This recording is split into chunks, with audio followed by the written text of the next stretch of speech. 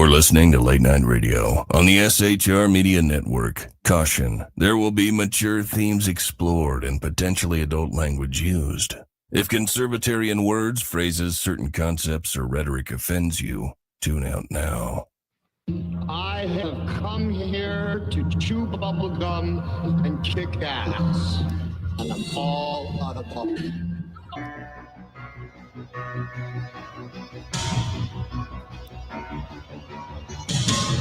Who doesn't want their own shirt, their own t-shirt with a smoking Sasquatch fishing in a small canoe? Who?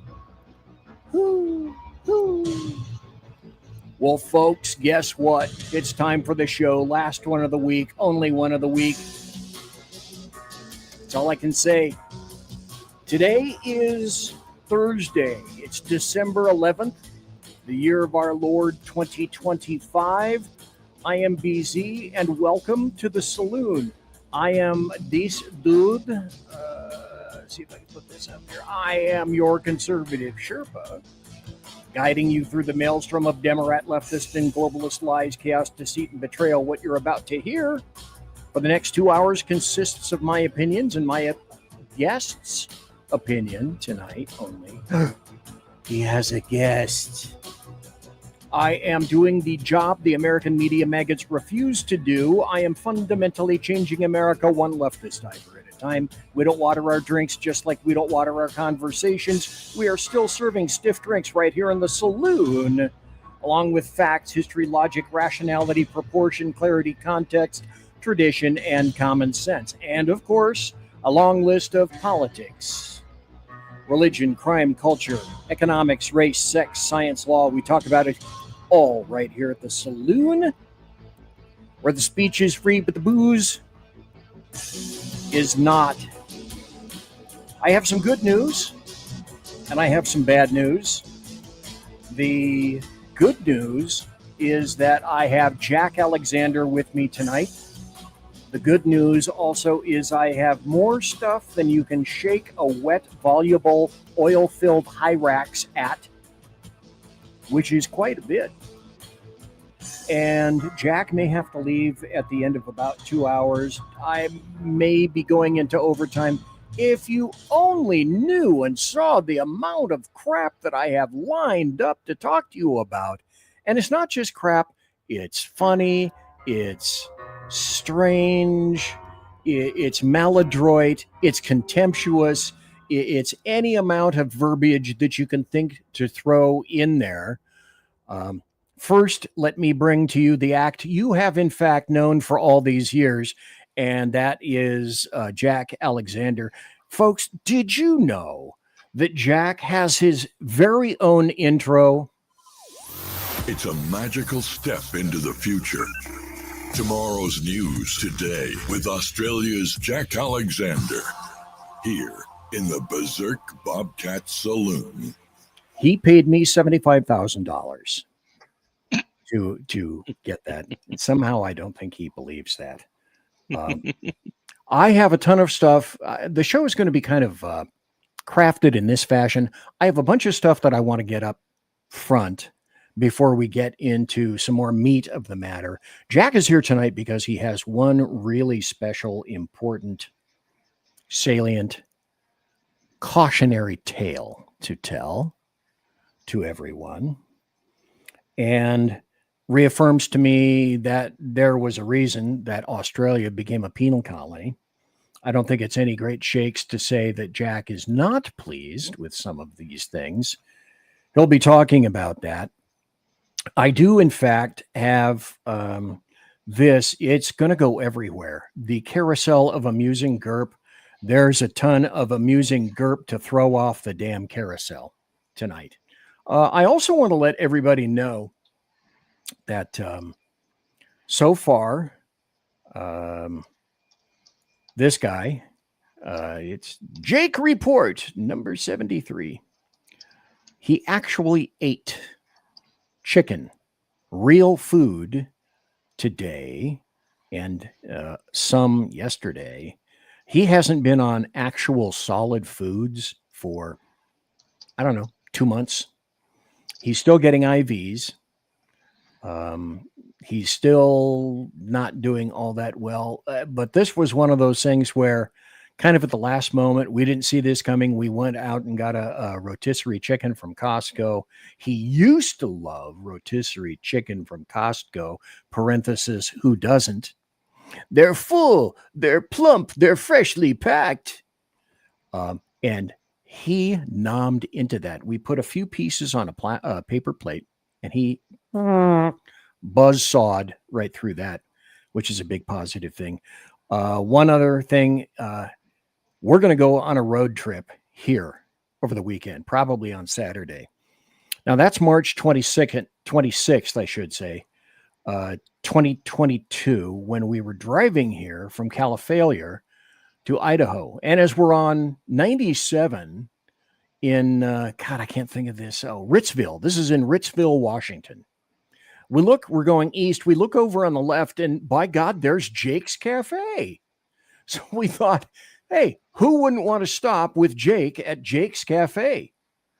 Well, we did. So we took the photograph, and that's just to let everybody know that this Saturday we're going to be going on Mr. Mister's final road trip. We're going to take him back to Jake's Cafe and take a few photos, and we think that's probably going to be his last road trip. He was a great comfort on all the road trips that we took in order to get here.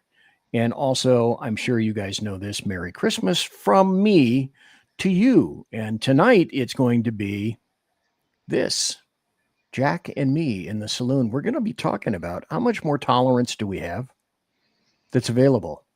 And I submit, not all that much, really. I want to give a belated sound out to December 7th, which I was not able to honor because I was not here on Tuesday taking care of Mr. Jake. And this is a first for the Pearl Harbor Memorial.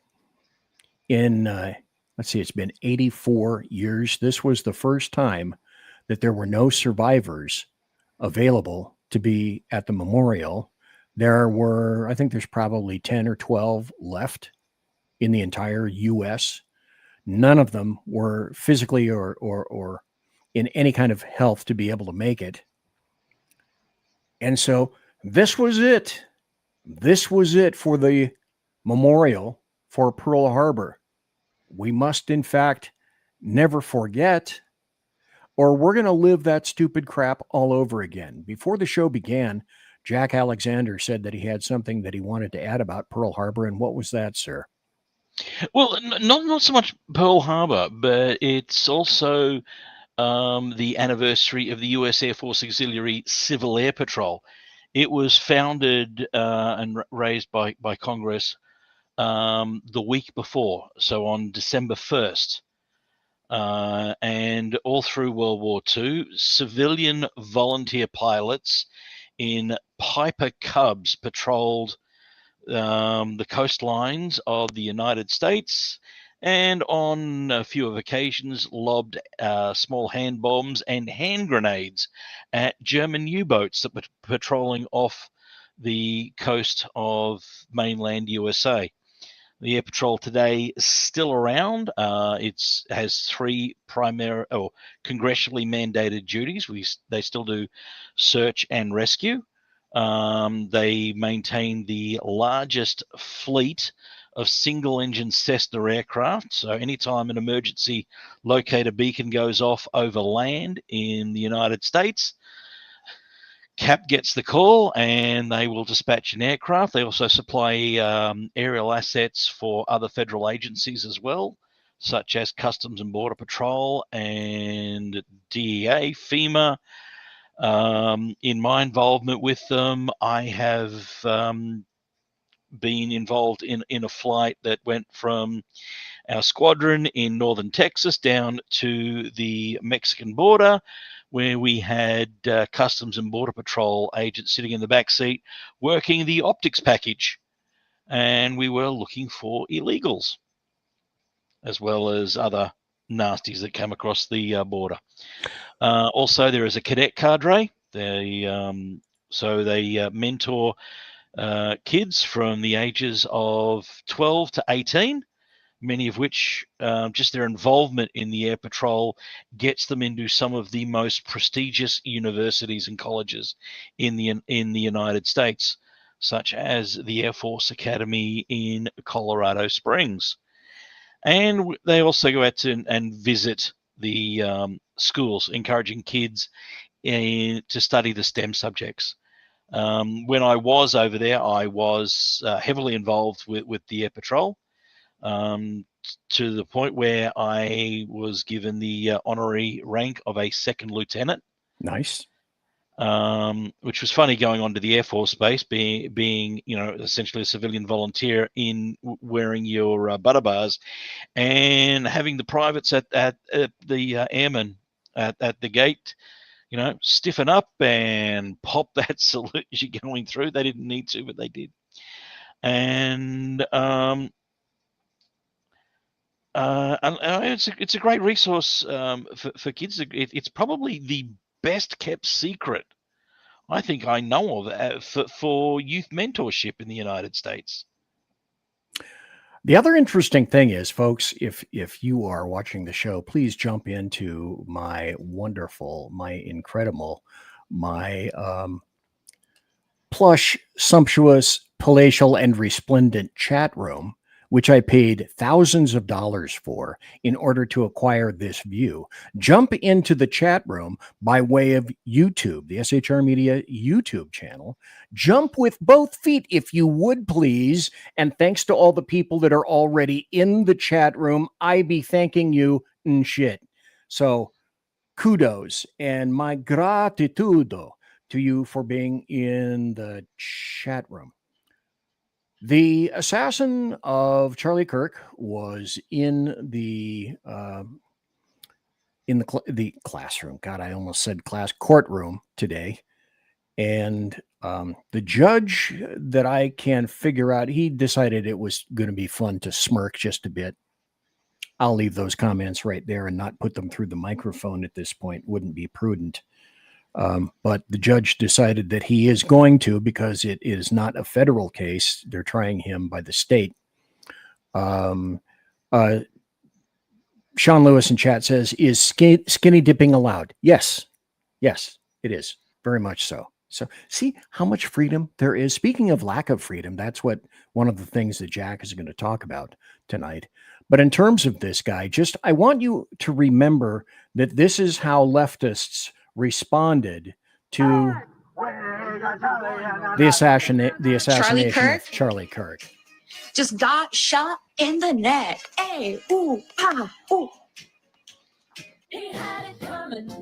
He only had it. That's enough of that. But I just want to remind you of the kindness of leftists, if you would, please.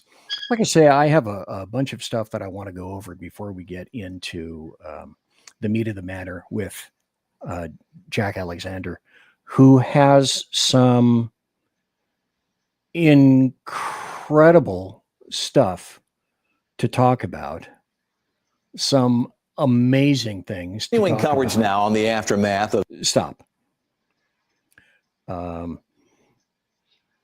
That you're going to wonder, hey, why is it that Jack knows all these things? Why aren't we hearing about this? About what's going on in Australia with regard to well, you know what? Let's just start with that right now. Jack, why don't you go ahead and I'll just throw it over to you, and you tell everybody what you had told me earlier. You sent me a text on Messenger, and once you said that, I thought, okay, when you can, because you're busy, you work a lot these days. When you can, come on and tell everybody about it. Okay. Folks, it's astounding. I'm going to preface this by saying I'm about to break Australian federal law. I want the weight of that to sink in. Under new e-safety laws, so internet safety laws in Australia, what I'm about to do will break federal law. In what was proposed, and this has got smacks of the whole COVID thing. in an effort to protect children from the scourge of pornography and so on. If you're under 16 now in Australia, you are banned from accessing social media. That was step one. As of the 26th of December, anything other than G-rated comment will have to be age verified.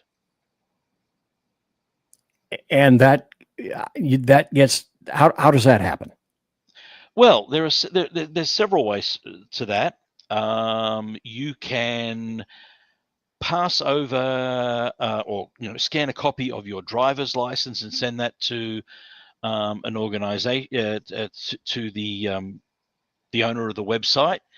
And given how many websites like Google or Amazon get hacked, do you really want to be passing that information on? Or the government has allowed these social media sites to, through a what they call an API connection, verify somebody's identity by linking these organizations to my federal government identity file, a file that contains not only my tax file number,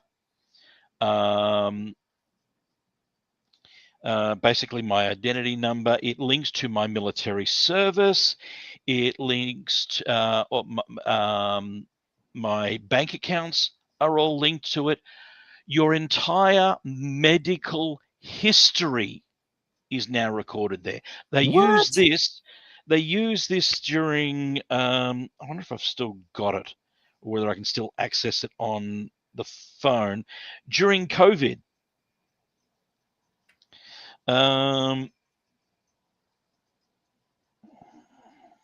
So, like the UK, my guess is during COVID, it had the digital certificate for your vaccination. Of course. Yeah. No. I wonder if I can show this without. All right, that's still there. Okay. All right. Now, could you imagine this is for your safety, right? This is for all the safety of the citizens. Well, that's it. Opening all this up is supposed to protect kids from kiddie porn and grooming predators. I mean, most of you will be familiar with the Australian childhood entertainers known as the Wiggles. Kind of. Yeah. I mean, if you've had toddlers in the last 20 years, you'll know who the Wiggles are. All right. They have never been political, and this one ban on social media, in this in this streaming age, that they've said that this ban will kill 95% of their income, because once DVDs and Blu-rays died, the majority of their money came from streaming revenue. Yeah, okay.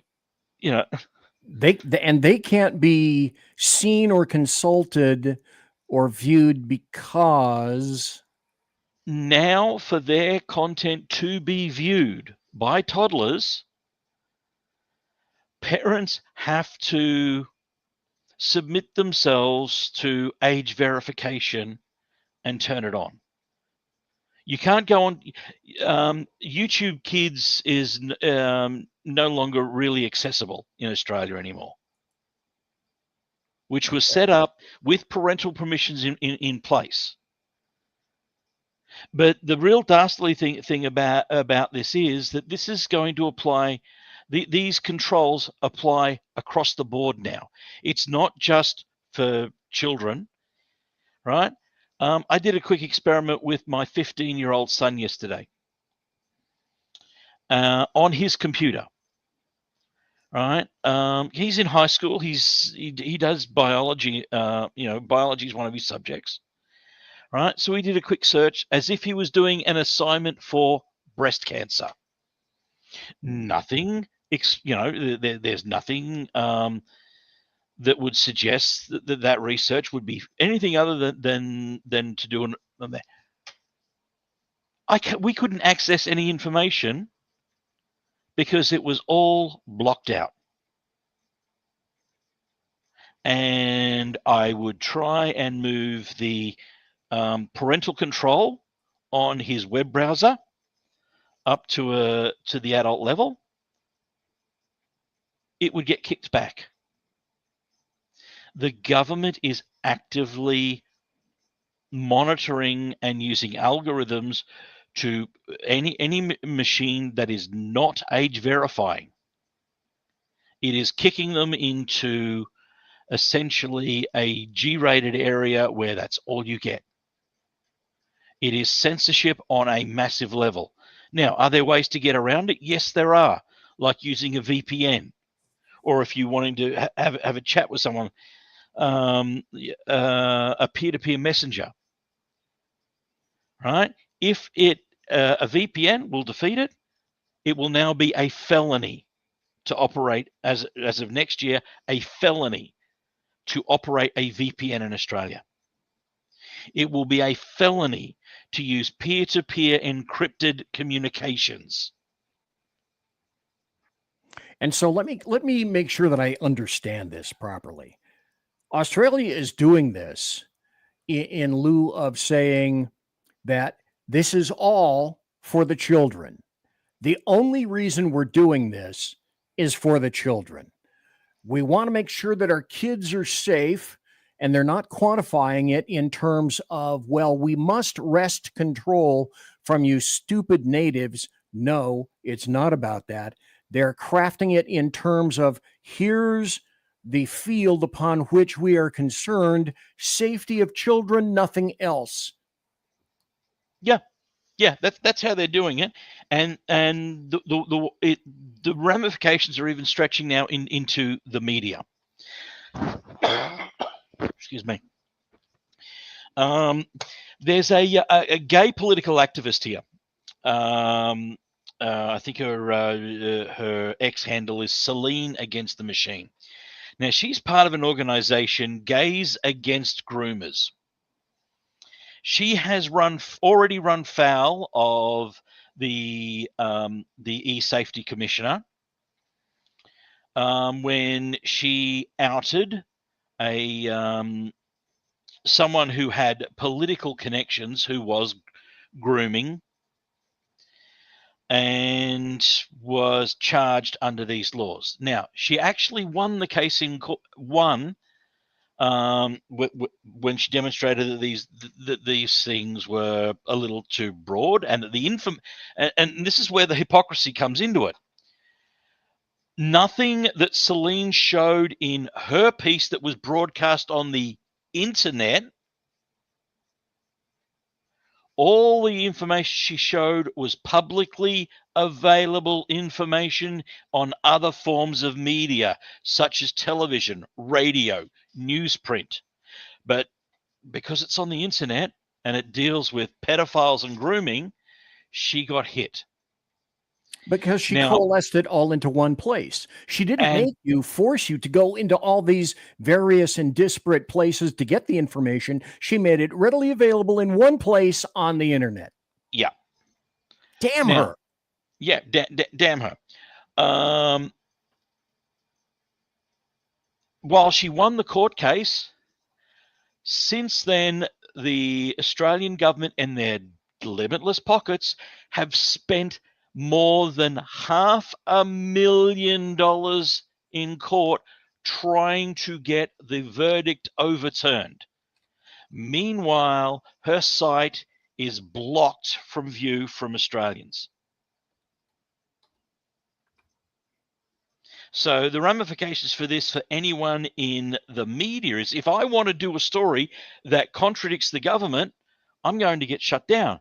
In fact, if there's any bad information in there, like, say Hillary, say that Hillary's email server thing happened in Australia, and I was trying to out that, I would run foul of these laws.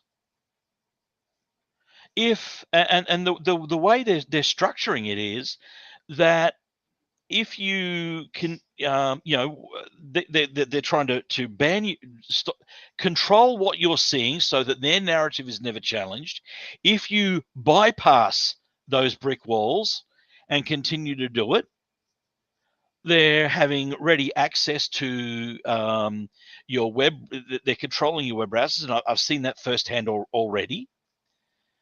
And failing that, there are now criminal penalties that go along. Now, look, in my journalistic career, I have covered politics and terrorism for the majority of my journalistic career. And given that one of my specialties in the military was improvised weapons and munitions, I'm a bit of an expert on a lot of improvised devices, and I've spoken about them on numerous shows. If I was to research that with the government monitoring what's going on my computer, how easy would it be for them to say, well, hang on, he's researching, how easy is it to make RDX, which is a common explosive that can be easily improvised. Right. It's part of a composite. Yeah. Now, if I was researching that and I was researching this organ, imagine, you were doing a story on the improvised rockets that Hamas are famous for using to fire into Israel, and you were doing a story on the technology behind it. Researching making RDX and looking at model rocket design algorithms. I mean, I was into model rocketry when I was a kid. And then you add Hamas into that situation. I'd have the Australian Federal Police Tactical Response Group smashing in my door. No, Sean, the media are not exempt. And the problem is during COVID, they arrested so many people in the media with their enhanced powers that the media are not talking about this. It's only the independent guys. And look, I'm surprised that I've not seen something from Avi Yemeni on this yet, who's probably one of the most outspoken independent journalists in Australia. But is Sky News still there? Sorry? Is Sky News still there? They have mentioned it in passing. It's even got them who are the biggest conservative news outlet in Australia, or quasi-conservative. Even they're being blasé on it. Either nobody has read what's come in, and as I said, these laws were not voted on by the Australian Parliament. Okay, so how did they get in? How was that route allowed? Much in the same way the ATF has tried doing similar things with like the bump stock ban, the shoulder the arm braces, force reset triggers, 80% lowers. They're just tacking it on. They're tacking it onto other things, hoping that no one will challenge it. And and seeing what Saloon's going through, praying that no one has the money to take this to the Supreme Court of Australia. So Sean asks in chat, he says, okay, so you're trying to say research is, you're trying to research a lead on a terror-related story, and you're searching for chemical compositions and how easy it is to make, for example. Would that be a crime? Yes. Under this new thing, they could. Here we have this thing called. Oh shit! Let me get it right.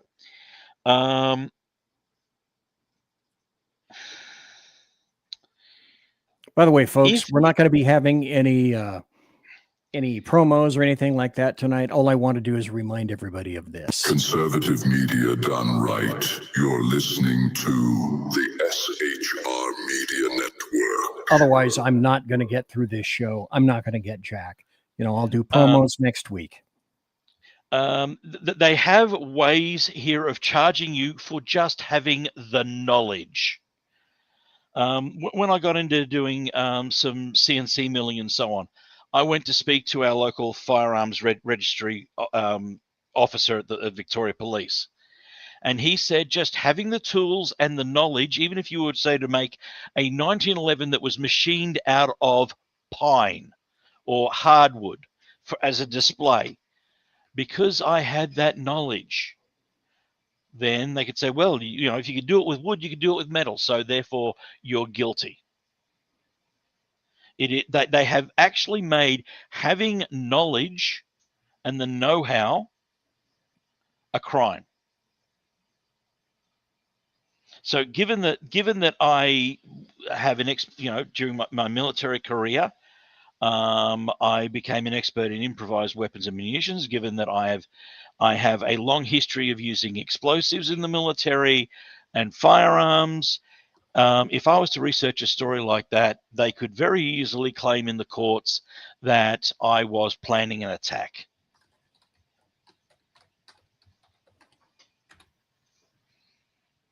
And so is there any pushback? Is anybody at all saying anything like, does this seem a little weird to you? Yeah, it's mostly coming from, of all places, comedians. They've sort of looked at, there's a conservative Australian political comedian by the name of Isaac Butterfield.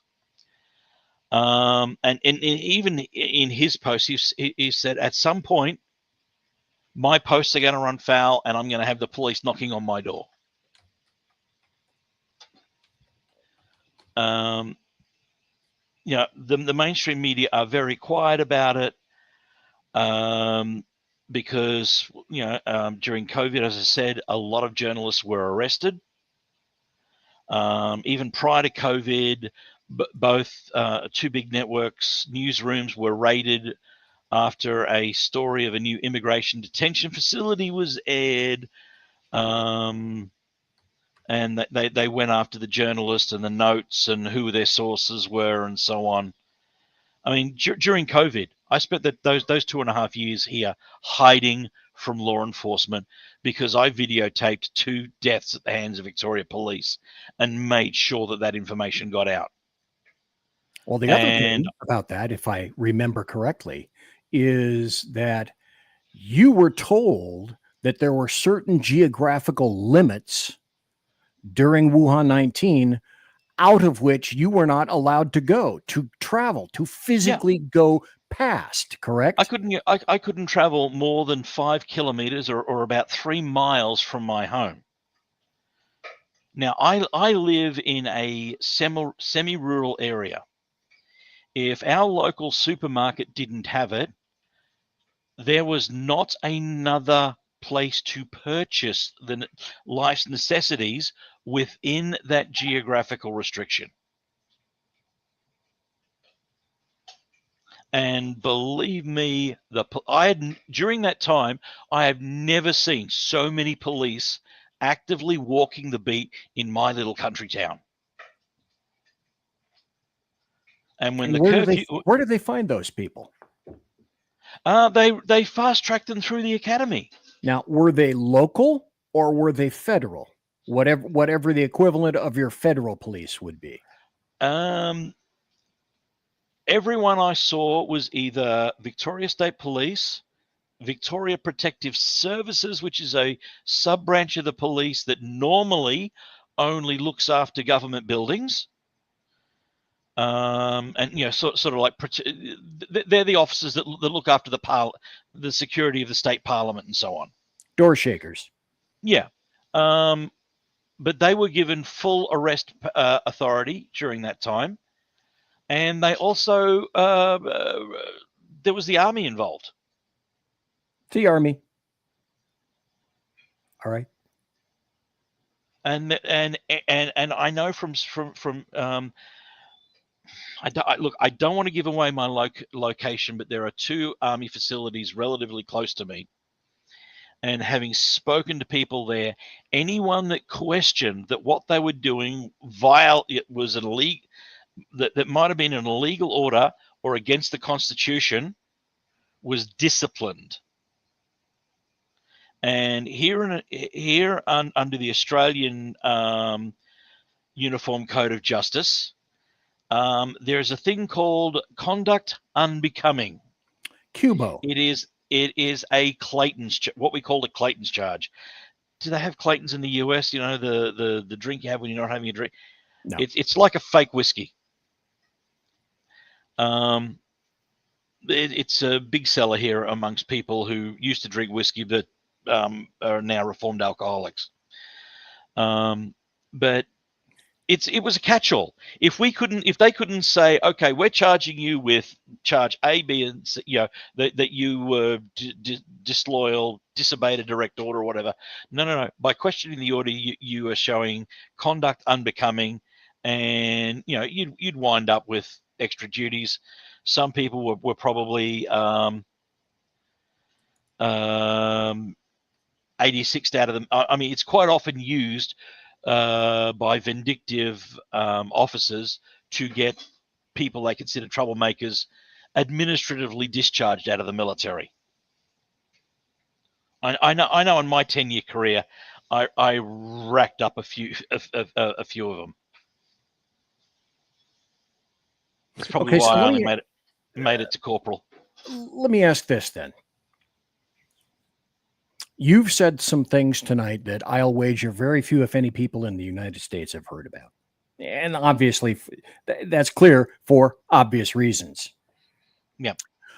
I cannot say that I've heard anything or seen anything. Maybe some of the people in chat have. If you have, pipe up, I want to hear about it. But I have not seen anything with regard to Australia stepping with hobnailed boots on the necks of Australians about this.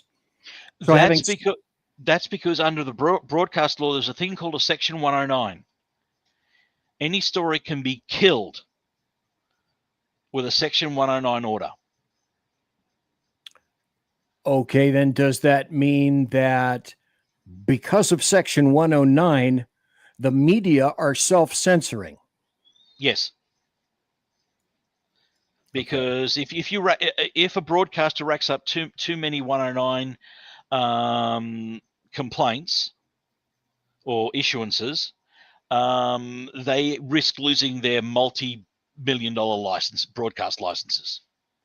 Has that happened to anybody yet? I have heard that that Sky News has received a couple. And there have been a few that have gone out to some of the smaller talk news stations. The main networks are the ABC is never going to get one because that's run by the federal government. So everything they broadcast is going to toe the party line. But as far as the three big commercial networks of 9, 7, and 10. They're self-censoring. I'm convinced of it, and I get in my Uber. I get guys from 7 and 9 in my Uber all the time, and I'm always listening to what's going on. And there is a lot of complaints over people getting their stories pulled.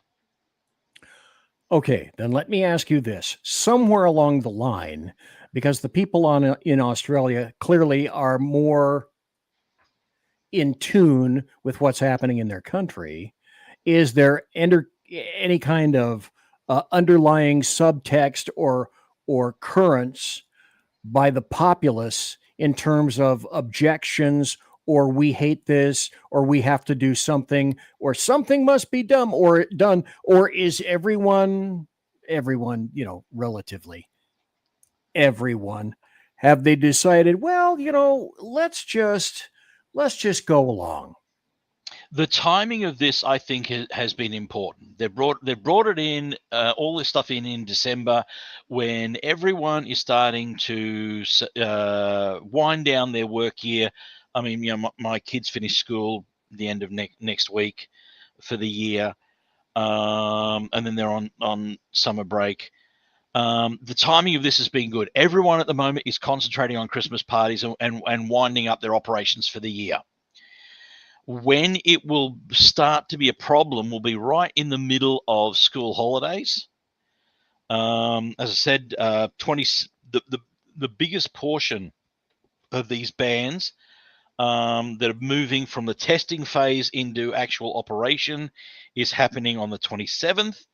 And then I believe February or March, stage 3 of these bans are moving from testing into operation.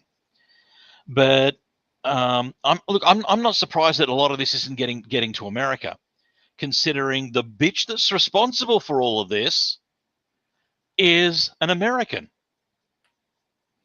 Okay, let me back up here, because when you first told me this, I don't know, 45 minutes ago, an hour ago, I thought, no, this can't be true. Australia allowed an American to come in and do what, Jack Alexander? Basically everything the Democrats want to do to the internet in the US. And who was this person? Let me just bring up my... Where did I put my notes?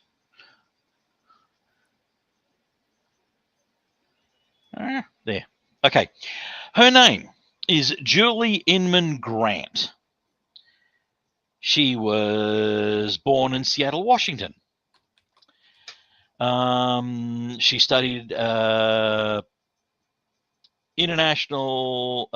she dropped out of studying international relations before graduating at Boston University with a master's in communication, and then went on to American University and certified in information privacy. So from that, allegedly, according to her bio, she was allegedly attempted to be recruited by the CIA to be a case agent. She claims to have denied that offer because she'd gotten a job working with John Miller, a U.S. congressman from the state of Washington. So I found this while you were talking. This is from Sky News. Jet-setting e-safety commissioner Julie Inman Grant racks up millions in travel expenses, flying to more than 20 countries. The e-safety commissioner Julie Inman Grant has spent millions of taxpayer dollars jet-setting to summits and panels around the world, raising questions about her role. And again, like I say, this is from Sky News. Hey, look, there's a Mark 1, Model 1, whatever the fuck that happens to be, which of course backs her. The e-safety commissioner. Now, that's what you're talking about in Australia. Yep. Your e-safety commissioner. Julie Grant and her staff have racked up millions of taxpayer-funded travel since her appointment to the role in 2017. So she dates from 2017 in Australia. Is that what I'm getting out of this, Jack Alexander? Maybe even actually before then. After spending a year with Miller, she goes to work with Microsoft. Now, Bill Gates is not a friend of freedom. Oh, hell no. Right now, Microsoft actually transfers her to the Australian corporate office after 5 years of working with Microsoft in their government liaison office. You know, the area of Microsoft that allows the government to sneak in the back door of Microsoft, which is probably why Paul Allen stood up in front of Congress probably 15, 20 years ago, it was now, and said that, if people are not using Microsoft operating systems, then they're a threat to national security. He was trying to get Linux banned in the US, which would have meant that not only would the free Linux operating system get 86, but so would the Apple OS as well, because that's based on a Linux kernel. And you wouldn't actually have your Google OS as well. That's also based on a Linux kernel. So theoretically, you'd be eliminating Google. Yep. GFL with that. Now, Sean and chat put this up. This is from The Guardian. Doxing, death threats in the ire of Elon Musk. Who is the Australian woman taking on the social media giants? Jack says she's not an Australian woman. She has dual. Okay, take this as a warning. This is why dual citizens should not be in federal positions. Who's her master here on this? My guess? Anybody who pays. Yeah. All right. She came over here. She was the Australian Pacific. Hang on, let me go back. She came over to Australia in 2000. In 2017, it said. Yeah. 91 to 92, she was working with John Miller.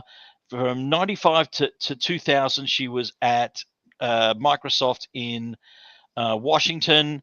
Then Microsoft moved her in 2000 to Australia to become the head of corporate and government compliance at Microsoft here in Australia until 2004.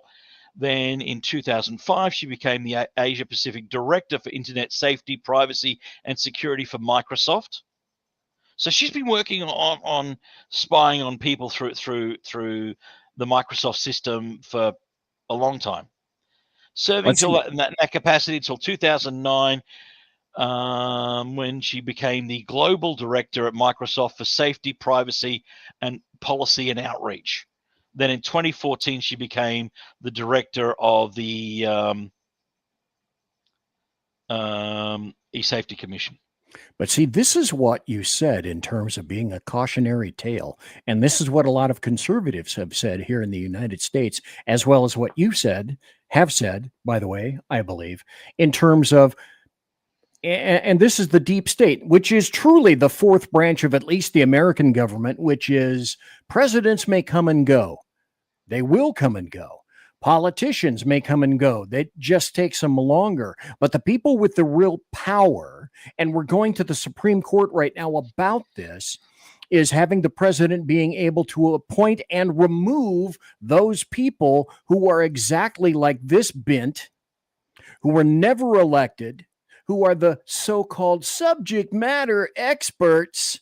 And the Demorats and people on the left are exploding. Their brains are imploding over the fact that if they lose this in SCOTUS, that a president can appoint and remove people at will, that the people with the real power aren't those who are elected. They are the people who manage to wangle themselves into a spot of power, a point of power, and then use that with control to yield them money.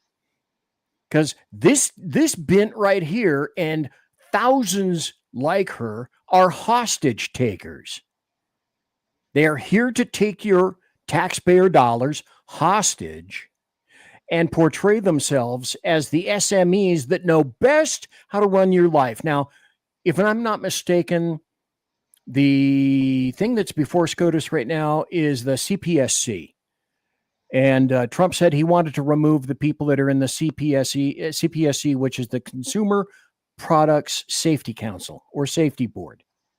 But they're just like her.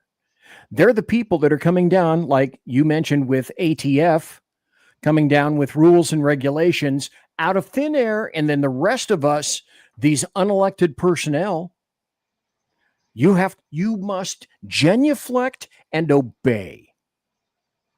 Unelected personnel, because the Demorat argument is, well, they're the the ones with the knowledge, and they're the ones with the smarts to know what you really need, whether you want it or not. Like, she's run foul of a lot of people and within social media. She's run foul of Elon Musk and his X/Twitter. She used the courts here to try. There was a stabbing in a Sydney church, and footage of it was put out on X. So she's used the rules here to get that shut down. And while she could get it blocked in Australia, she couldn't get the Australian court said, look, we have no right to, if you want it blocked everywhere else, you're going to have to petition in the United States. So she threatened to issue fines against X and so on. Eventually, they have dropped the case, but they're still trying to find a way to. The footage is still banned here. And in fact, the 2 pages you just showed, I just tried to bring up on my phone without the VPN in place. They code 404. Really? It says, yeah. This is. I mean, I was going to make a show called this 404 Forbidden. Did it say forbidden? Yes. There you go, folks. Knowledge is forbidden. And I said this a long time ago, and people thought I was friggin' nuts, including a lot of people that know me. I said we should get a time machine and go back in time, and we should kill Admiral Grace Hopper, who created COBOL, which is the precursor to the digital technology.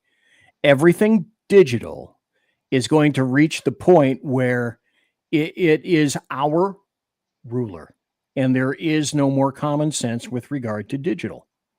I mean, ask yourselves this, folks: how much original entertainment content do you own? None. Your music, digital. Your viewing, streaming, digital. Anything else, digital.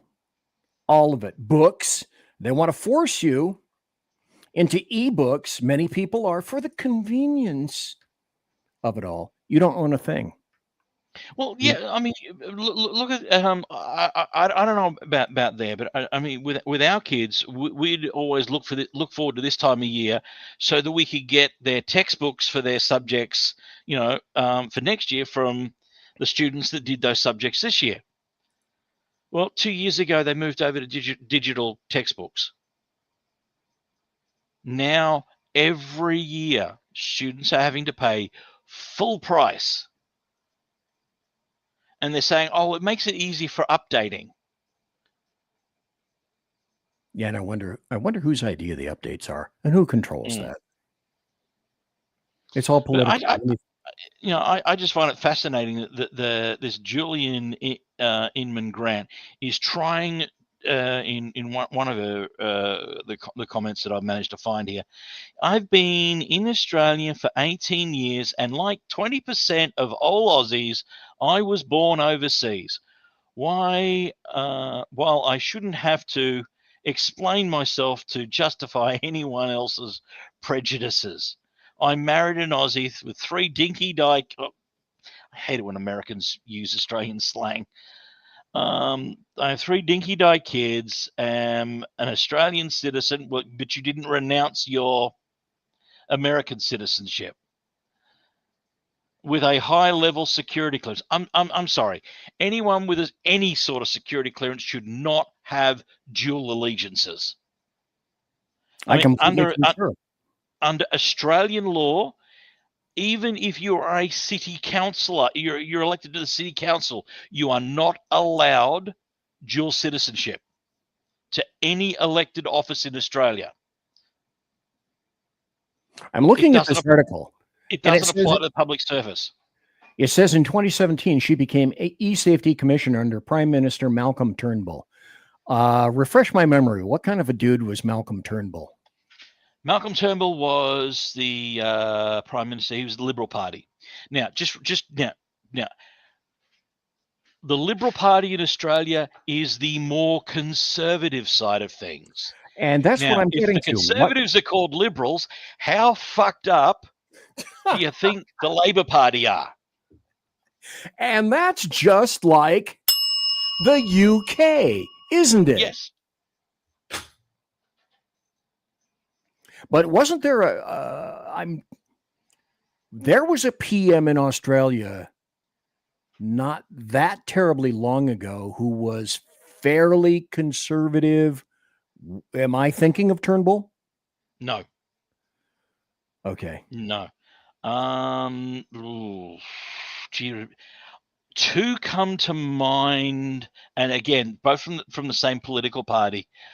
If it's in more recent times, it would have been John Howard, although I wouldn't have called him conservative. He's very much a royal loyalist. He sabotaged the referendum that sought to change Australia from a constitutional monarchy to an American-style republic. Okay. He sabotaged. These people all have the same crap in common. Grant initially studied computer science in college before dropping out to pursue international relations, graduating BA in international relations from Boston University and MA in international communication from American University, and as a certified information privacy professional. All leftist. Everything in the background is leftist. Personal life. She has 3 children, is married to Nick Grant, who is Australian. She is an Australian citizen, a dual citizen, as you indicate. Yeah. But see, yours is again a cautionary tale, as is the EU, as is the UK, in terms of, and you and I have had this discussion probably, I don't know, 6 times on the show. 1996. Folks, 1996. I've had Jack on to explain what occurred in 1996 and the firearms confiscations that occurred following that. And now here the government comes home to roost in terms of, okay, go ahead and object. See where that gets you. But that's exactly your 1996 is exactly what the Demorats have wanted here since 1996 in order to enable what's going on with you now, what's going on with the UK. Because it would appear to me, correct me if I'm wrong, Jack Alexander, that the UK and a good portion of the EU are in quite similar pathways as is Australia. Yeah. If anything, Britain and Australia, I think, are leading the way in a lot of this tyranny. I mean, we saw it with COVID. I mean, they started building quarantine detention camps. Now the one that I know of one that was built in Melbourne. That's now an immigration detention center, but it is still within a quarantine facility. But again, they're not above locking up and ruining people's lives without due process. I mean, there's a reason why I don't do my podcast anymore, because the Victoria Police used a couple of little-known laws in Australia that were elevated during a time of crisis to be able to shut down my YouTube channel. And let's go back and revisit that, Jack Alexander. Tell me again how much content you lost. You lost hundreds and hundreds of hours, or am I short shrifting that? It was 20 years of podcasts, and I mean my show ran for 2 hours. When I was doing my podcast regularly, it was a 2-hour show, 5 days a week. I towards the end, it was I took it back to 3 because of burnout. But for the better part of 15 years, that was 10 hours of live programming per week, plus all the research that goes into it. And as you know, just 1 hour, you could spend anything up to 10 hours to put 1 hour of, to get enough research done for just an hour. Show prep is everything. Yeah. So And, literally thousands. Victoria, after I released, not only on my podcast that I sent it to a whole ton of places, the videos of 2 deaths at the hands of Victoria Police. Now, at this stage, they'd already been given a warning from YouTube that an expose I did on a paper by Fauci, and I cited my sources. I gave in the comments, I gave the direct link to his paper that I was citing from the National Institutes of Health. There's no way that anyone should have been able to successfully argue that I was, that I was citing false information. Yet that's exactly what YouTube did. So I was already on strike 1. Then Victoria Police come around, and they made subsequent reports that showing the videos of their operations was in violation under the Sedition in Media Act in broadcasting in Australia. And they also tried saying that because I use a bit of tech to try and hide my location, and believe me, I'm overdoing it today to hide my location. But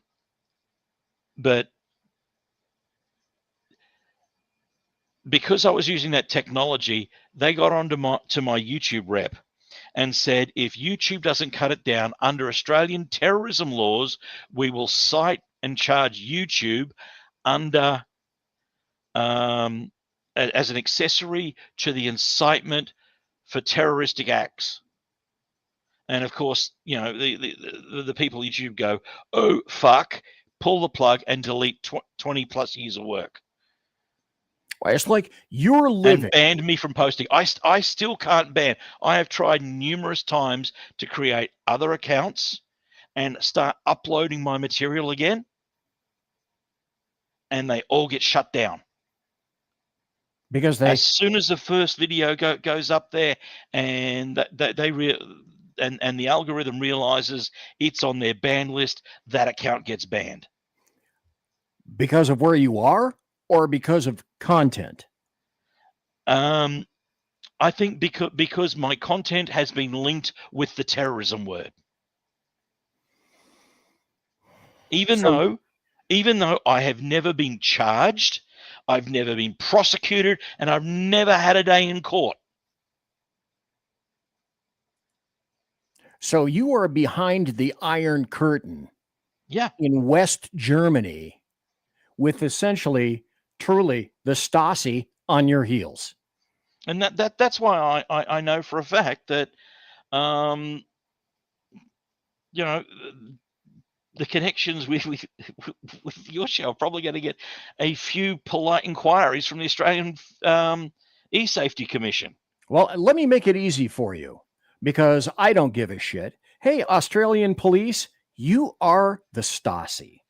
You are the Gestapo.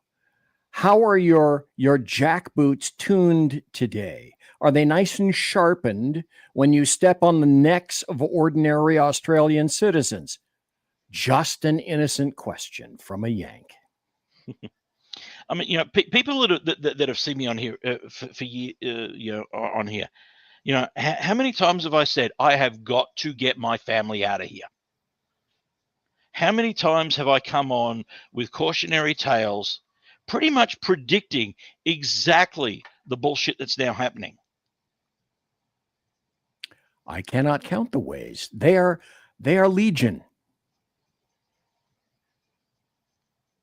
Let me do this while I'm thinking about it, because, folks, we're not going to do any promos or commercials or anything like that. Conservative media done right. You're listening to the SHR Media Network. So, folks, I'm BZ. You're in the saloon. It is Thursday night. It is December the 11th, the year of our Lord 2025. And let's see, it's 9:06 Pacific time, and it's 11:06 Central. It's 12:06 Eastern. And Jack Alexander, where you are, it's 3:06? No, 4:06. 4:06. Damn it, I was an hour off, but it's next day. Yeah. Today here, it's the 11th, right where you are. It's 4:06 on the 11th, December 11th. No, December 12th. Sorry. That's why I say it's magical to have Jack on. If we could only decide on, he could somehow access American newspapers and get me all the lotto numbers, I'd be a wealthy mofo. Look, I'd be sending. Look, if I could do it, I'd send you the numbers. I know. We'd split the jackpot, and I could get my family out of here. Shit, if that was the case, we could charter a plane and get my family out of here first class. Your own badge jet. And if you purchased a badge jet, wherever that airport was, I'd meet you there, mister, with a Rolls-Royce Phantom. What's a badge? Okay. What's a badge jet? A badge jet is a rental jet for multimillionaires. Oh, okay. Charter flight. Okay. Yeah, it's a private jet.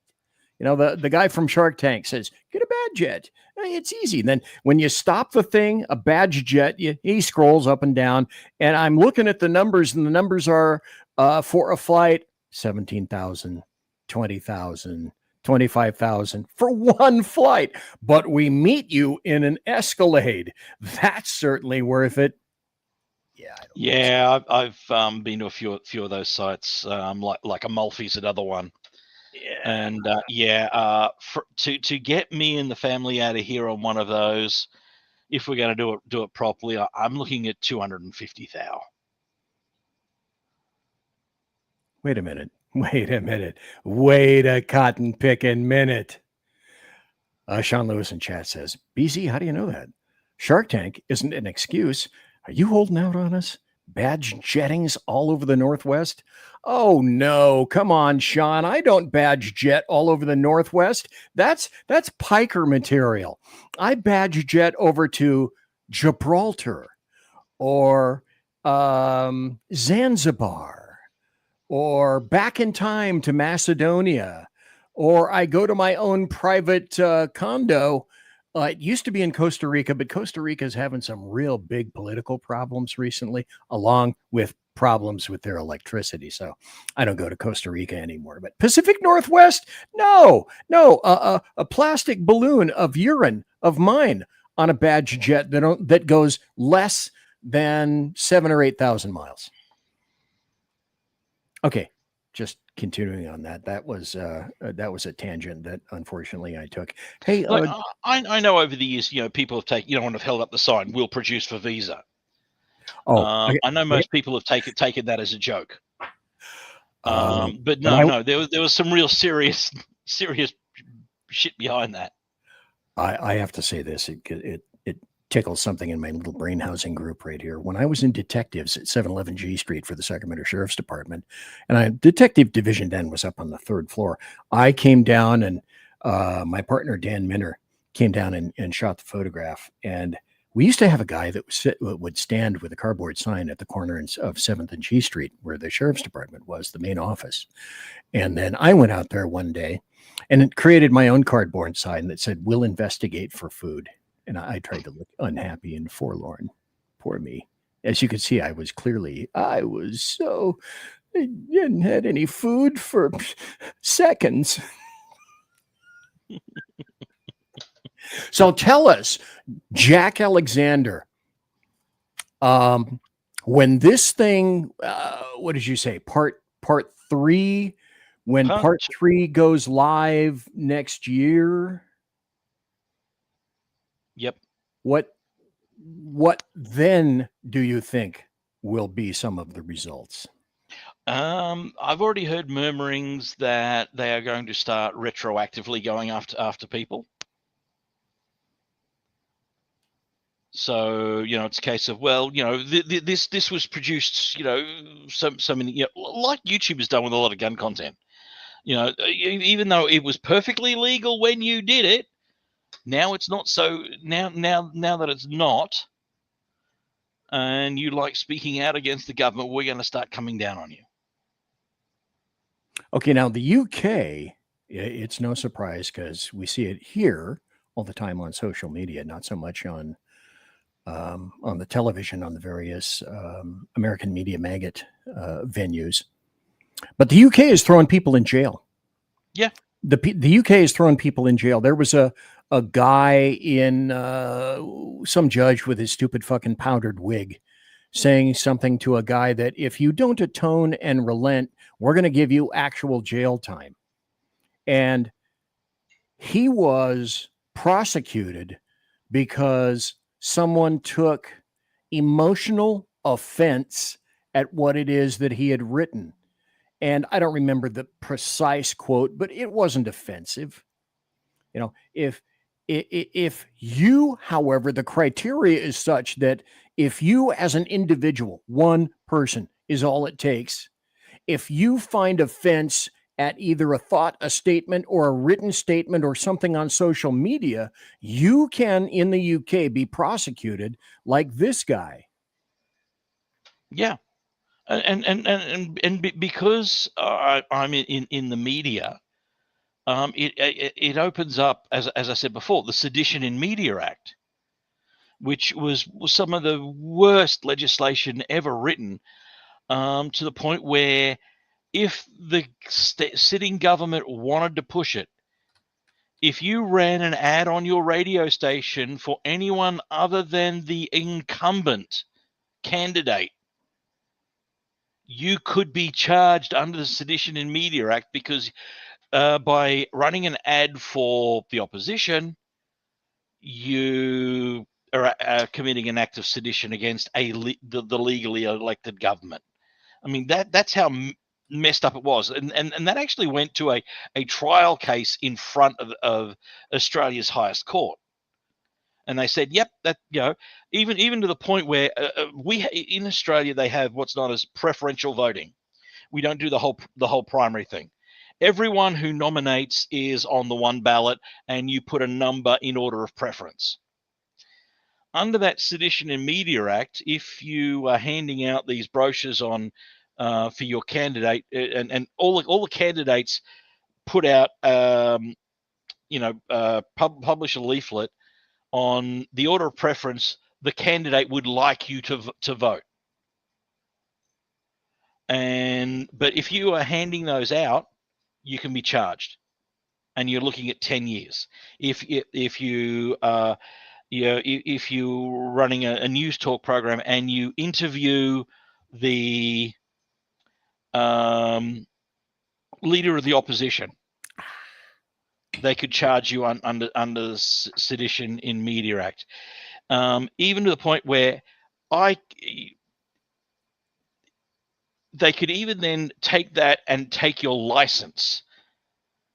They said, well, not only can we charge you for charge the person who interviewed the bag. Say I owned a small regional radio station, and I managed to get an interview with Osama bin Laden at the height of his terroristic career. Now, I could be charged with, if he said anything bad about Australia, I could be charged under the Sedition and Media Act with that. But because I interviewed him and gave him a platform, they could also take away my broadcast license for supplying material aid to a terrorist. This is the sort of bullshit that's going on to silence opposition. But see, you have to do what BZ considers the logical extension, and that is this. The only purpose that I can see for that is to make sure that you have in legalese a chilling effect upon those people who will potentially be affected. And to this point, it means it could range everywhere from individuals who say something well, let me ask you this. The point of the act or the proscription criminally in Australia is in terms of the internet, correct? At this point? Yeah.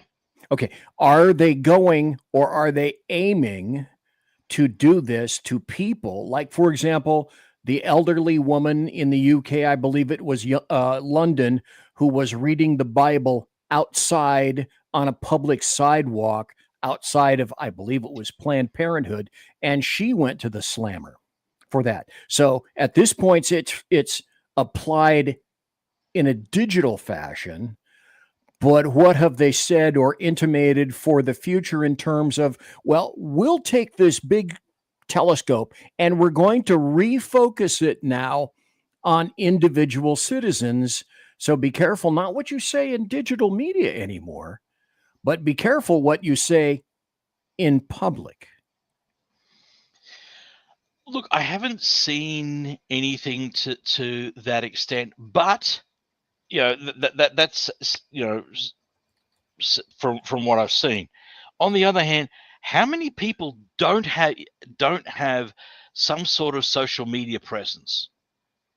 I mean, even my mother, who is useless with technology, has a Facebook page, posts and posts stuff on there, or uses it when she used to be quite verbal when I was more actively broadcasting, to chastise me about talking ill about the country of my birth. So I mean, if they could link you to some sort of social media, they could probably find a way to make those charges stick.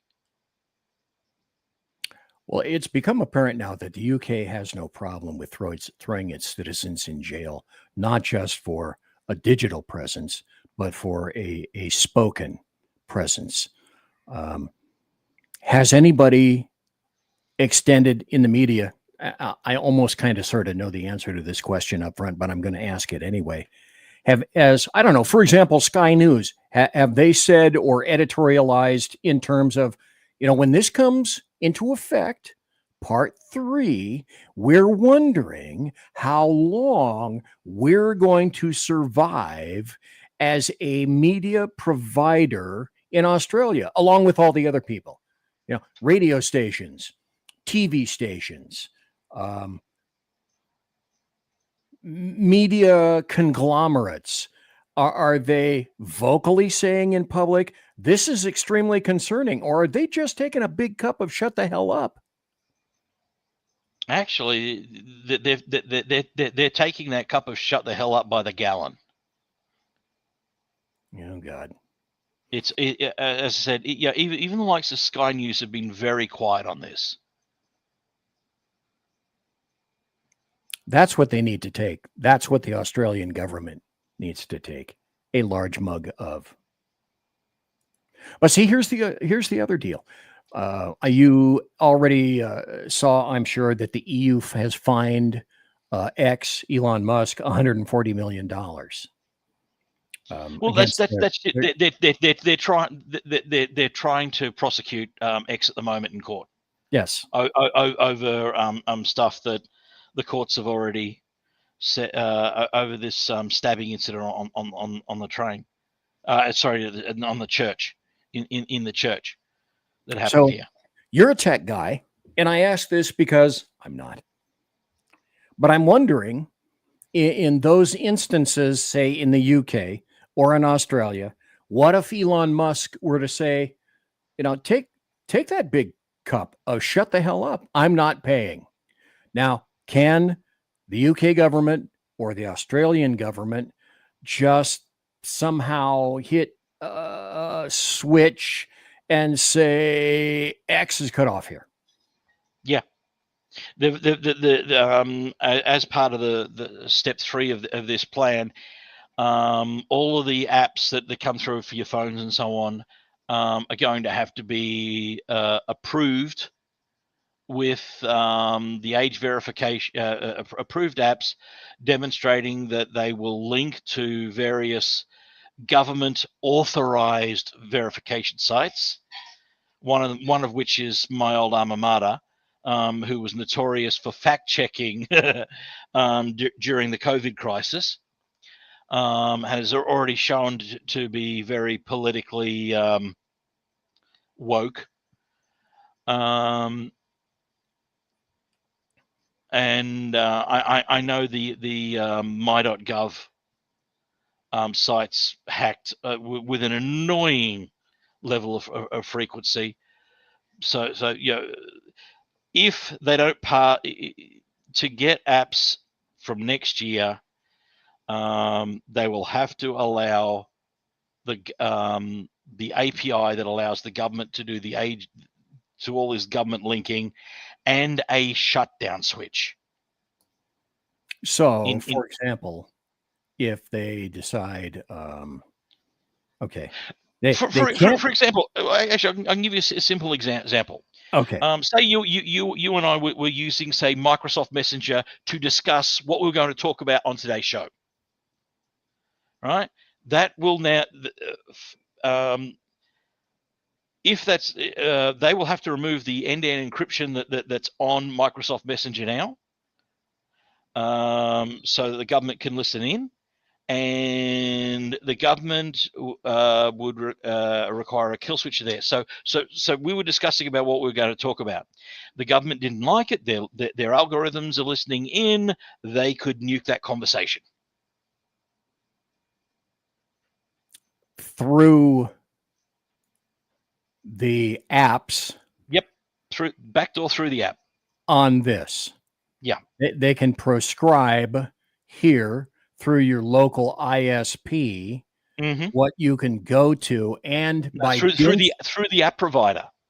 By dint of doing that, then that's how you prescribe the information. You can't kill X, but you can kill the if X wants to operate if X wants to operate in Australia, they will have to open the doors to this back door. And it's and they're saying unapproved apps and encryption, the use of encryption will be a felony. Okay. Let me ask this, and this is just where my head goes, because I've been a lot of places, seen a lot of things. I'm sufficiently old that I myself am drinking a big cup of I don't give a shit anymore. But I believe the UK is dead. I believe the UK, nobody in the UK has a spine anymore. The citizens don't have a spine. And also with regard, not just in terms of digital problems, the UK has a huge Muzzy problem. Massive. I don't think they're ever going to recover for that. And the place I'm going towards is they'll never have a revolution because they're not A, equipped, and B, they've been so beaten down mentally and physically arrested now by their version of the Stasi that they're gone. That nation, I believe, there is no recovery. Some people have said, "Oh, the UK, if they just concentrate, they can." No, they're gone. They're toast. They're gone. Let them be an example of what not to do when faced with oppression by. They're not a civilization. They're not a religion. By a societal barbaric cult. That's them. I have no hope for some kind of revolution in the UK. Is there hope for, and remember, Jack's not saying this, I'm saying this.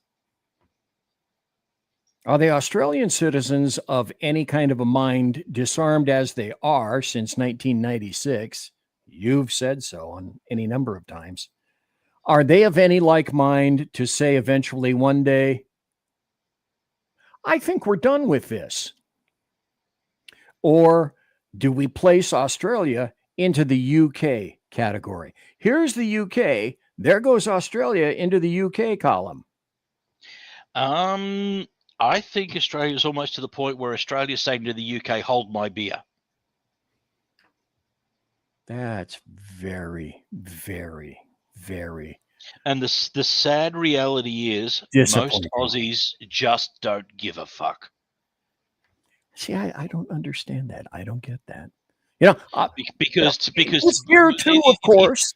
It's really simple. For far too long, every election cycle here is an auction.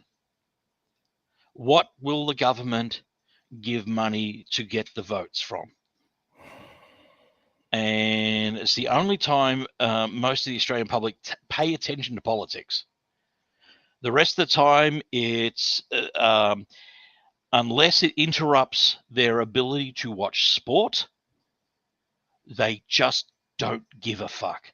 They are just too apathetic. I mean, the Australian voter is that fucking apathetic. They had to have a law in this country to force Australians to turn up and vote. Because all of our elections are held on a Saturday. Well, when's most of the sport played? On a Saturday. If it wasn't for that law, no one would bother turning up to vote. But yet, see, on the other hand, doing that means that the only option the people of Australia have is to vote for the people that the government wants in. Yeah. And I mean, the selection process here in Australia is so far behind closed doors. I mean, when I ran as an independent, and I forced these fuckers to spend millions.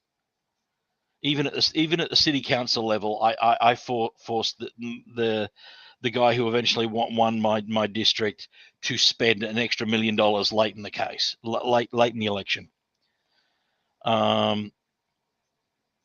And I suspect, at the risk of repeating an old thing, I suspect that there was some electoral fraud that went on as well. But I mean, I can't prove it, and it's been a long time. To get onto the roster of any of the major political parties, you do your apprenticeships in certain areas. Now, if it's the Labor Party, which is the more left-leaning, you do your apprenticeship in the labor union movement. You're a union boss, and all the crime and corruption that goes along with that, you then take into Parliament. For the Liberal Party, it's economics, finance, and law. The Australian Liberal Party, the supposedly more conservative side of things, is dominated by billionaires and finance execs and lawyers. So if the Labor Party, because of the union movement, the average voter gets bent over and fucked up the ass. When it's the Liberal Party, it's the executives and the bigwigs that all get protected. Meanwhile, the average Australian gets bent over and fucked up the ass. In fact, it has a name in Australia. It's called the political Kama Sutra. No matter what position you take, the Australian voter is getting bent over and fucked up the ass. Damn, I might have to steal that. Okay. In the meantime, while I've been listening to Jack, my knurled little evil brain has been cogitating and doing various permutations and considerations. What I think I'm going to do is this, because I know that Jack is going to have to leave. He's got some other appointments coming up, and it would be nice if I free Jack for going ahead and doing that. I think what I'm going to do is this. First, I will say to Jack, is there anything that you would like to add? And then Jack will add that.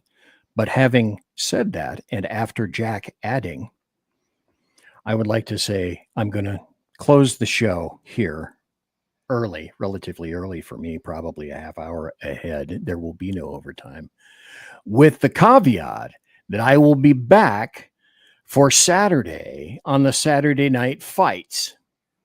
And I'm going to hit all the political stuff that I wanted to get to tonight, except that Jack's information was simply too important for me to ignore. So that's my plan. There'll be another BZ's Saloon Saturday night. Everyone is invited. There will be multiple issues of social media promos et al.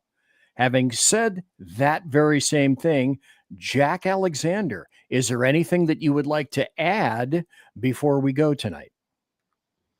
I just want to reiterate that what I have done tonight has put my family at risk. I have put my family at risk to get you this information, to be that cautionary tale.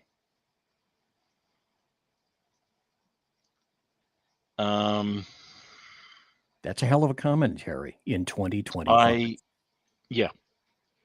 I know at some stage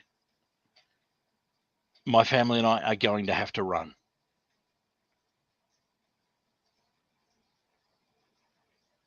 I mean, after the COVID thing and the hassles we had there, the constant patrols by our front door by police, the police helicopter always circling over our house, and so on, my wife came to me and said, "Look, I need you to step away from what you're doing for the sake of the family for a while." And in nearly 30 years of marriage, my wife has I can count the number of times my wife has made those sorts of requests on one hand and still have fingers left. But this is so serious that here I am putting my family at risk again to get the information out there, knowing full well that sometime in the near future we are going to have to run. We're going to have to leave. Sean Lewis said in chat, that is so incredibly sad and frightening, both at once. And, I, in the last week in my Uber, I've probably had 6 Americans, expat Americans that live here in Australia, that and they know, so they've known some of the stuff that's going on. But I'm convinced that every expat American that lives in Australia is a fucking Democrat. They're only living here because Trump's here. Trump's in charge. Because they love what's going on here. They love the increasing police crackdown on stuff. And I'm thinking, have you ever bothered to read the Bill of Rights? And this is one thing I want to make clear to everyone. The Australian Constitution has no Bill of Rights. There is no right to free speech guaranteed in Australia. And even the courts will remind people of that. They have reminded journalists on more than one occasion when they've been arrested under the sedition and media charges and hauled in front of a judge, and the journalist says, I'm a journalist, I have the right to free speech. No, you have the privilege. The Australian Constitution does not lay out the rights of citizens. It says that the Crown affords the citizens of Australia the privilege of. A privilege can be revoked. Post-COVID, when people started realizing that what we went through, especially in Victoria, was nothing short of a crime against humanity, started speaking out. They started posting about it online. And that's why these laws are coming in. To the average Australian, they don't care. Oh, and that's just it. Anytime somebody questions this anyone from the e-safety officer, it's, oh, you don't want to protect your child from pornography and pedophile predators. That's their response.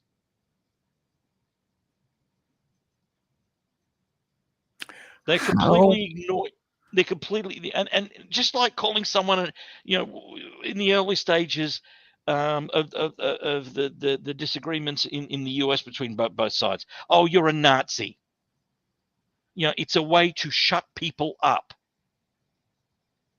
Now, I know full well that the makers of these social media apps can easily put in the appropriate safeguards to stop predators from accessing children and better protect children. None of these laws are forcing the app providers to do that. It's open everything up so we can monitor and we can kill. I'm sorry, the members of the Australian Parliament couldn't organise sex in a whorehouse with a fistful of 50s. How the hell are they going to organise this? And the few platforms that are most linked to pedophiles and the grooming of children have been given exemptions. Stop.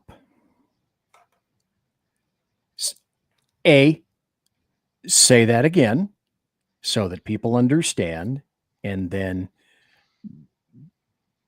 B, tell me how that happens. How it happens, I'm not sure, unless there Money are under so the many table, money, payoffs.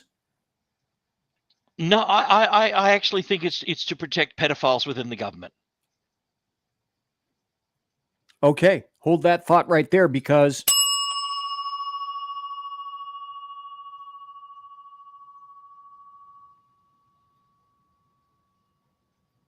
you said it all.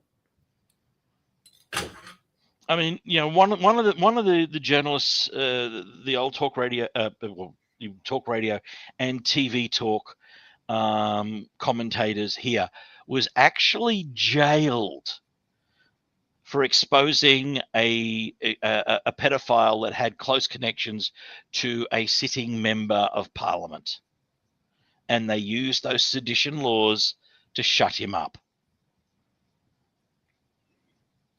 See, I'm going to go somewhere Saturday night on the show. I didn't want to go here tonight.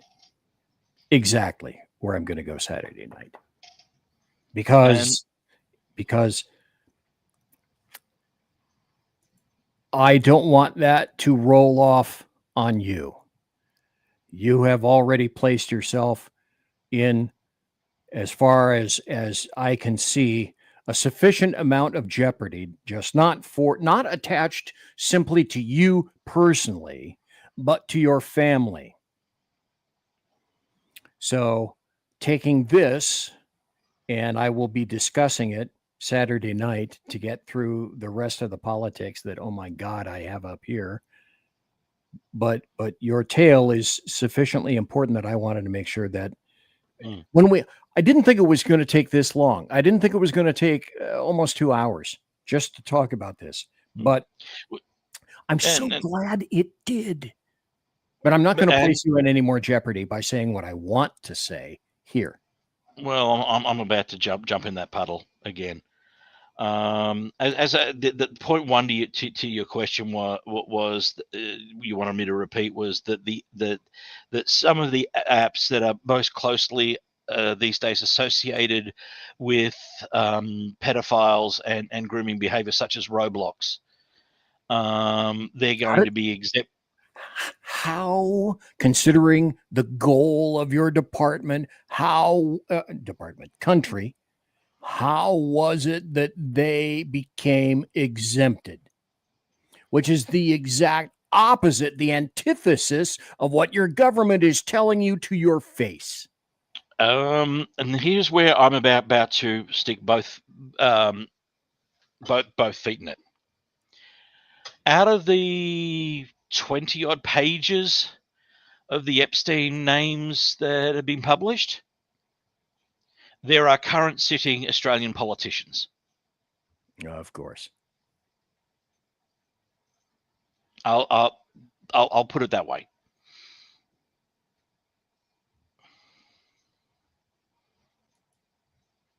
But I mean, okay, it could be simple, but Jack Alexander, it couldn't be that simple, could it? Look, I'm just applying Occam's razor. You're familiar with the concept of Occam's razor? The Occam's razor says essentially, in a nutshell, in a poor representation all of it, things is being equal, the simplest answer is often correct. Is probably the right one. Yeah. You know, when you look at it, you know,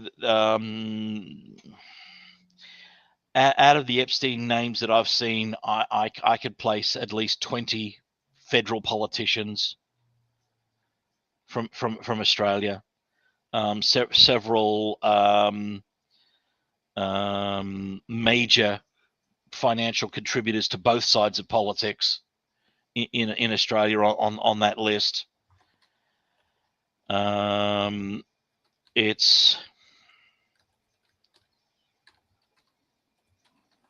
you know, see the whole, with these new blocks that are coming in, following up on any of the Epstein stuff's going to be next to impossible, unless you break the law.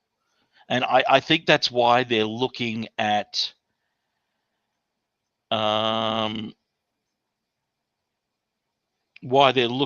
banning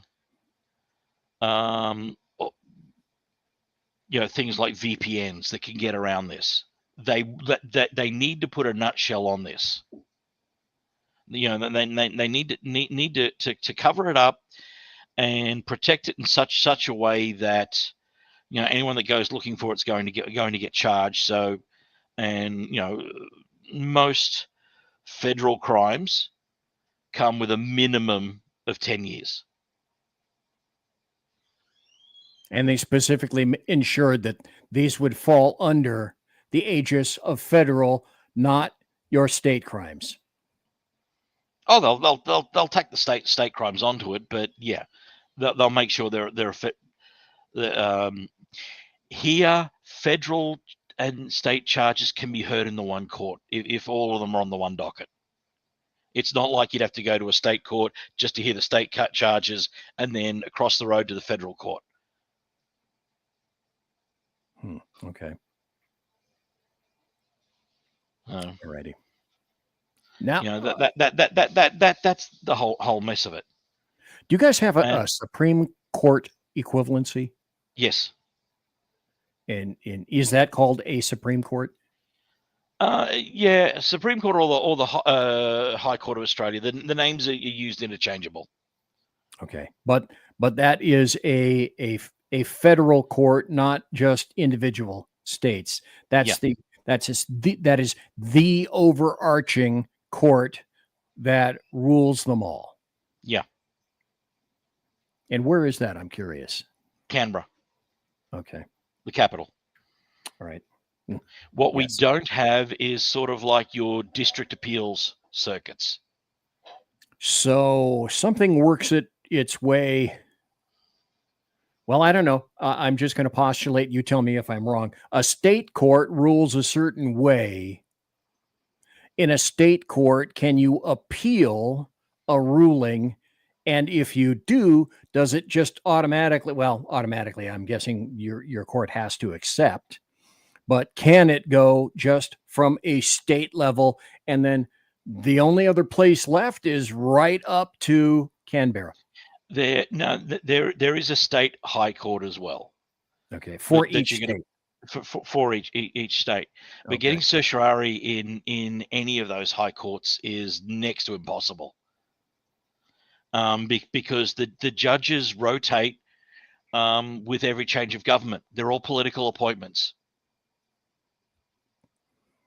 It's not like you're elected to the Supreme Court and you're there till you die or retire.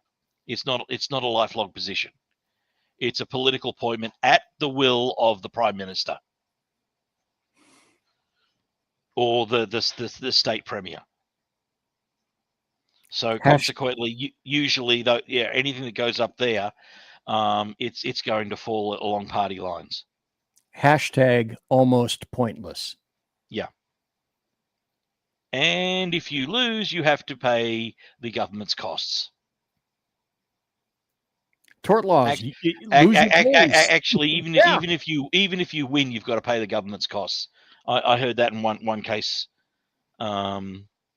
regarding someone that was arrested during COVID.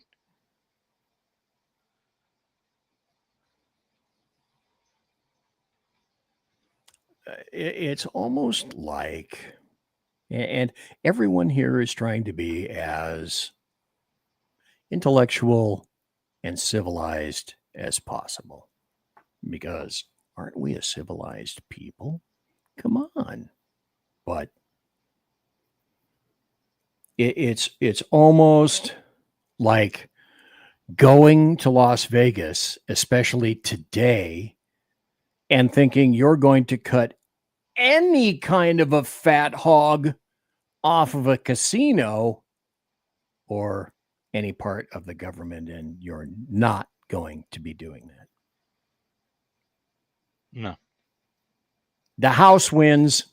The House wins regardless. Hey, folks, have you learned something today? Oh, this just blew through my breezeway, through my headphones. Okay, let's say you're a tourist from the US or Canada or Zimbabwe or wherever the hell. You go to Australia. While you're there vacationing, you happen to be on your phone, and then you're entering social media. Australia sucks. I hate their politics. Can a visitor be subject to this in a temporary fashion? Because eventually, sooner or later, they're going to be going home. Has anyone braced that idea? I have seen no language that would protect a visitor. And see, that's an affirmative. That's that kind of an affirmation in terms of, no, you will not see active protections.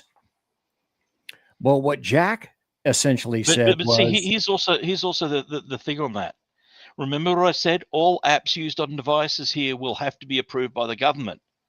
Now, in your scenario, your visitor might have an app that is not approved. Well, under the language, that's just the possession and use of that is a felony. So I could have my, Facebook app on this. And okay, look. There's an end-to-end encryption chat program called Signal. Right. Yes, I'm on that. It's end-to-end, peer-to-peer encrypted. Right now, I looked at it a week ago on the App Store for my iPhone because I was looking at getting it. I went looking for it in between the time of us talking and you starting the show. It's no longer on the App Store in Australia. So actually, in truth, that would be immaterial, because whatever app I had on this phone as a visitor, I wouldn't be able to even get to it. Well, Or no. would I? No. For a while, you'd probably be able to log onto it until they found out the appropriate ways to block it. But by But that point, what they're doing in the short term is making it a crime for the use of those apps. okay, but the next logical question is, because again, I like to do BZ's logical extension. At what point do the media and people who write, publishers, newspapers, social media, media on the internet, individuals, businesses, corporations, at what point does that list of concerns of those individuals and organizations, at what point do they say, you know what, I'm just not going to do anything, or I'm leaving? I think more and more of them are just going to say, screw it, I'm leaving. I already know that there's this desire amongst many Australian journalists to make the move to the US. I mean, there's so many Australian journalists working in the US now, and they're there permanently now. Admittedly, the dream, especially amongst journalists that worked for the government broadcaster, was to go and work at CNN. And there's been quite a few of them that have gone off and done that. So they can write and broadcast and post from afar. Yeah, but I don't see the likes. I think there's one that works at Fox, Catherine Harridge. Yes, I know of her. She's an Australian, and she went to CBS. She's at CBS now, is she? Yeah. But I know that some time ago, it might have been during the COVID time, she said, with what's going on and the controls that are happening with the media under these powers, she has no plans of returning to Australia. Good, because she'd risk incarceration. I mean, if I could ever find a way out of here, I will never set foot in the country of my birth again. I know that when I go. It's interesting in chat. Sean from Edge of Liberty said you'd probably be able to access it, meaning me, if I were a visitor or tourist in Australia, as your SIM card is in America and your account is based there. However, using it could be a problem. Well, that's it. It's got to go over an Australian network. I mean, the cellular companies have sharing arrangements for roaming. The one, actually, surprisingly, Elon might be the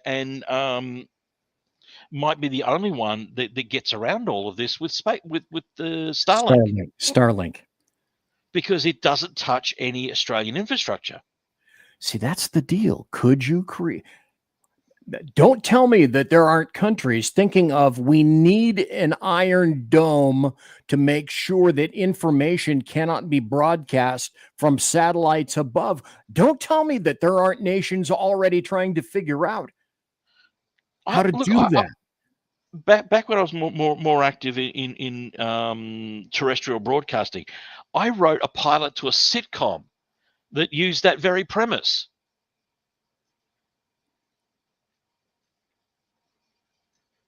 It was a bit of fun. You had twin brothers. One of them worked for the Department of Communications to track down pirate broadcasters. The other one was running this pirate satellite TV station, and they lived in the same apartment together. See, this crap. This is 2025, soon to be 2026. This is something right out of Black Mirror. But it's today, it's here, and that's why I wanted to have Jack here. And look, most modern cell phones now are going away from physical SIM cards. They're going to an eSIM. In fact, Australia is really pushing the use for tourists to use eSIMs, probably because it gives them a backdoor entry. Well, as my cybersecurity expert, Mike Fitzpatrick, says, and I said this, I don't know, maybe I said it before him, maybe I didn't. He was in the bid for a long time before me. Anything that's digital can and will be hacked. Anything that's digital can and will be hacked. Your SIM card will be hacked. ... But Jack Alexander, isn't that the point? Yeah, that's exactly the point. That's exactly the point. They're making it easy for the government to hack your information, and if it's easy for the government to do it, there are other people out there. In fact, even the E-Safety Commission is having, with these new rules, having to say, look, with these new rules coming in, please be aware of scams when it comes to identifying, when it comes to your biometric identification, because we already know there are bad actors preparing to use our new laws to protect your children to steal your information. Because the government they already itself, know this. They already know that it's going to open up the Australian public to scams. the government itself is the scam. bad actor. Huh, kids? Did you Because learn something all tonight, of folks? the authentication is going to be done by third-party companies. Well, wait a minute. Other people, parenthesis, including the government, couldn't they embiggen their wallets by also selling your data? And that's the other thing there. There is nothing in the rules that I've seen that stop those third parties that the government is contracting to do this from selling your information or using it to, somebody said with these new rules and these third party actors doing the authentication, what you might look for in incognito mode is likely to be a suggestive ad next time you're shopping on Amazon.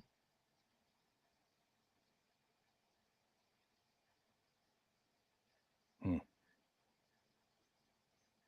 mean, could you imagine what these online retailers would do if they had access to that sort of information? Well, see, here's the deal. Once you break a portal and you get in some, you're going to get all of it. Yeah. And eventually, sooner or later, the big, massive mega corporations will have everything,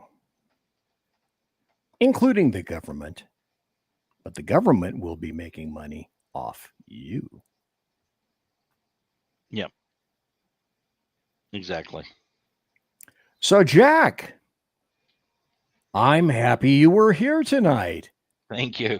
I hope everybody learned something. I hope everybody learned that there is not one government to be trusted ever, anywhere, at all. It's 2025, folks. As Sean says in chat, it's 1984 in Australia. Certainly 1984 in the UK and the EU. Just add Muzzies, mix, stir to taste. That's another issue for another day in Australia. We didn't even get to that. Yep. Holy crap. I mean, look, if somebody knows a way to help me get my family out of here. Yeah, that's the situation that we're looking at. All right. Well, I used to say at the end of a chat with Jack, I used to say, well, tell us where you are on social media, but that ship has sailed. Hey, folks, you got a spare prayer at the end of the day or the end of the week? Fling a couple towards Jack and his family, because he could use some help and he could certainly use some assistance. So, Jack Alexander, I said, and now I know for a fact you do have to go because you said 2 hours and I got a jam, Sam. So thank you so kindly for being here, Jack. Appreciate you tonight. God bless. Have a good one, folks. Take care, mister. And look, and if I don't, we don't catch up before then. Have a Merry Christmas and a Happy New Year, everyone. That's right. And to you too, sir. Thank you. Merry Christmas and Happy New Year. As best as can be obtained under the circumstances. Thank you, Jack Alexander. Well, I'm BZ. That was certainly enlightening. That was uplifting. That was positive. But on the other hand, you need to know these things. You need to know that we're not a country in isolation, although in many ways we are. Things are terrible. In many ways they aren't. Many countries have it worse. Many countries want to have it worse, but haven't quite got there yet in terms of oppression, although they're trying as best they can, as hard as they can, as quickly as they can. This is like having a convo with Jack Alexander with regard to the 1996 Australian confiscation of firearms. Someday I'm either going to have him back or replay in a chat with Jack about 1996, because every time he comes on and talks about that, people say, I can't believe this. This is just damn nuts.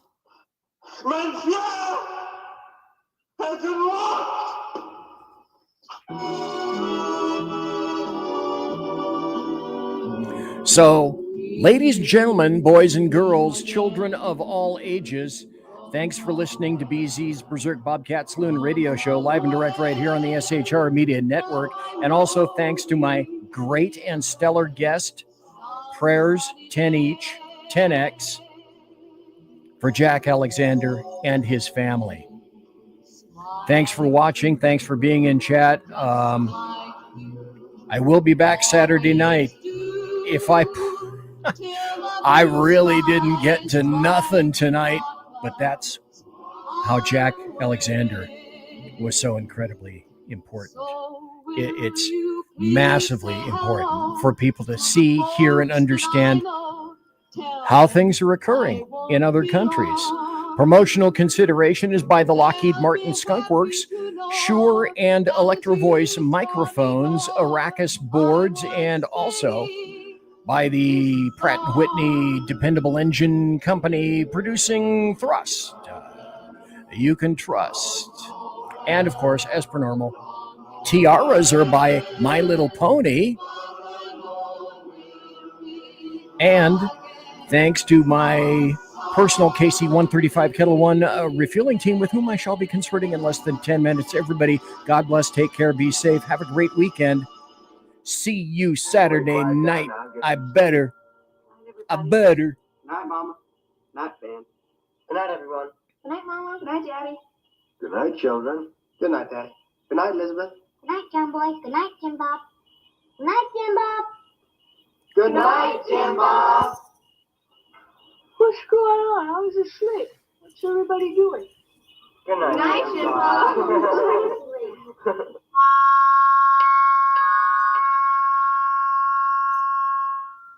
Good night, and good luck.